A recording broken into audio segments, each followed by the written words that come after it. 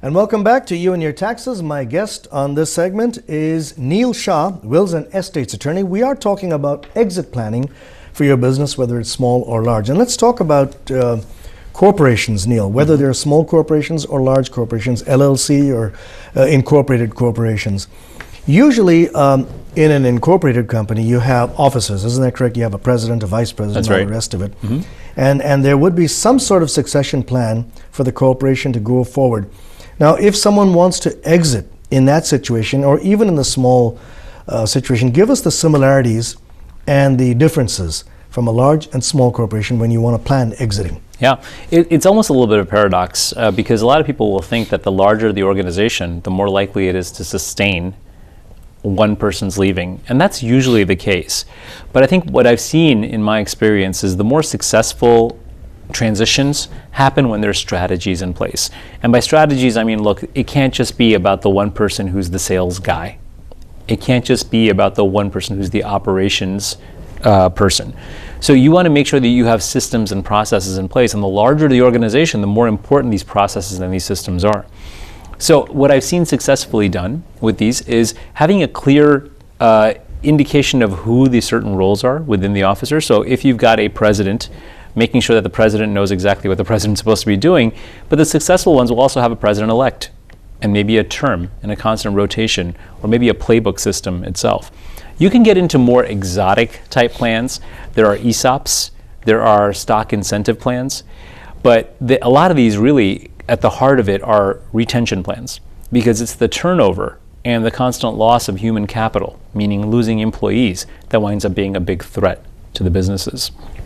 When you've got businesses that have grown with partners, for example, having a buy-sell agreement and having a either shareholder agreement or an operating agreement is probably the 101. It is the most basic thing that you can do. It is probably the most overlooked thing you can do.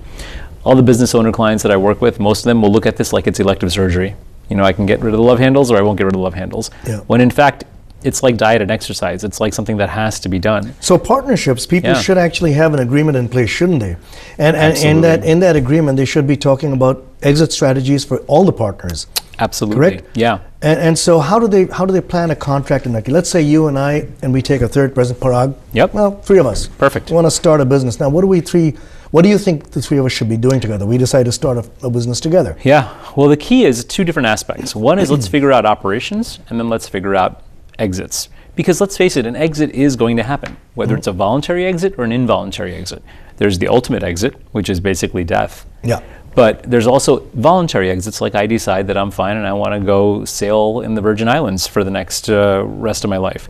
So in each of those cases, what's supposed to happen? Well, if Neil passes away, do Parag and Rohit want to be partners with my wife? My wife is a great person, but she's not your business partner. Right. So having a buy-sell agreement where you have a clear succession plan, an exit plan, and in an involuntary case, if I do decide I want to hang it up and I want to go move to the Caribbean, well then there should be a strategy in place. Are you going to be doing that, by the way? Yeah, that's the second time I've mentioned it, right? Yeah. Well, it depends how much you and Parag are offering me. Okay, all right. Right.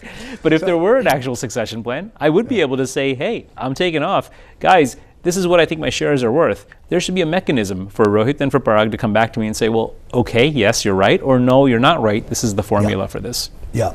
Okay, so now we have the larger company. You have the larger company. Usually, here's something I just want to throw in, that in a big corporation, say a big automobile manufacturer and all the rest of it, they have a rule where the chairman or the president doesn't travel along with the vice president on the same flight and that type of thing in case something happens to one or the other. Sure. That's true, isn't it? Absolutely, I mean, especially you know, in government agencies and large entities, you'll see that. Yeah, definitely. Yeah, they'll have somebody who's always in charge. All right, now in the case of our community, many of them are family-owned businesses. Correct. They want to hand it over to the family. But as we just discussed when we opened the program, many family members who receive the property or the business suddenly decide they're not interested anymore. So should there be a written contract between, say, a father and the sons, the nephews, whatever? Should there be a contract there too for exiting? Absolutely. I can't tell you how many clients I've had, and all of Indian descent in this particular case, where there's two children and they have a manufacturing business. One child is very involved with the manufacturing business and relies on it for his income. The other child, not.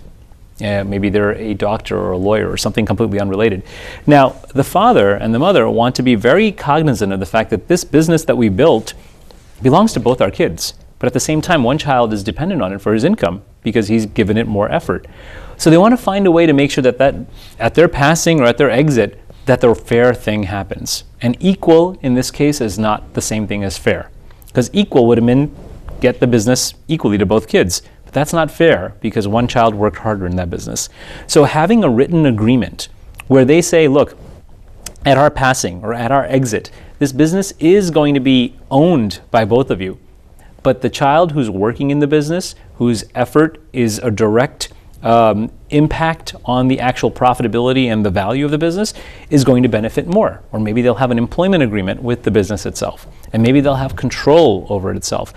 My point is, it doesn't have to be an employment agreement, it doesn't have to be a partnership agreement, it doesn't have to be a trust, but there's got to be a conversation and some implementation around the actual strategy to make sure that the fair thing is happening, even if it's not the equal thing.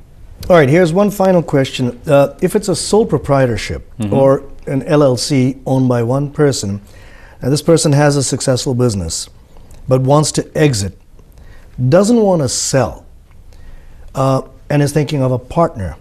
They bring in a partner, and I've seen this, funnily enough, maybe you might disagree or agree, with law firms, All right. where they bring in, after a while, an attorney who's getting up there will bring in a younger partner. Successor. And the idea is to let that person take over the business altogether, Sure. so they can exit. Same with funeral homes, by the way. right. So is that a good strategy to adopt? You bring in a partner, you're running everything right now, but you bring in a partner. Is that common in business, to bring in someone who can take over the business? And Extremely common. Yeah. The devil is in the details. Because that right partner it's a human being. And human beings' personalities change, their goals change, their circumstances change. So while they might seem like the right person on paper, I think the biggest pitfall where there's people just kind of rush into saying, making this person the successor. I believe in order for that certain set of circumstances to work, there's got to be a certain vesting period. There's got to be a certain dating period, if you will, before you decide to go ahead and get married and become partners. Because, like I said, they might look good on paper, they might be good for the first 6 months, even the first year, but when things start changing, if you've already given them a percentage interest in the company, it's theirs. You generally can't take it back. So there are ways around that. You can certainly do things like phantom stock agreements or stock incentive plans where you compensate them like they're partners without actually giving them a partnership interest, and that's really the right way to go to start off. all right, Neil, I want to thank you for joining us on TV Asia. This has been a fascinating segment, as it always is. Thank you. We talked about exit planning and exiting small or large businesses and the way to do it. And again, thank you for educating us. Viewers, you've been watching a special edition of You and Your Taxes. My guest has been Neil Shah, Wills and Estates attorney.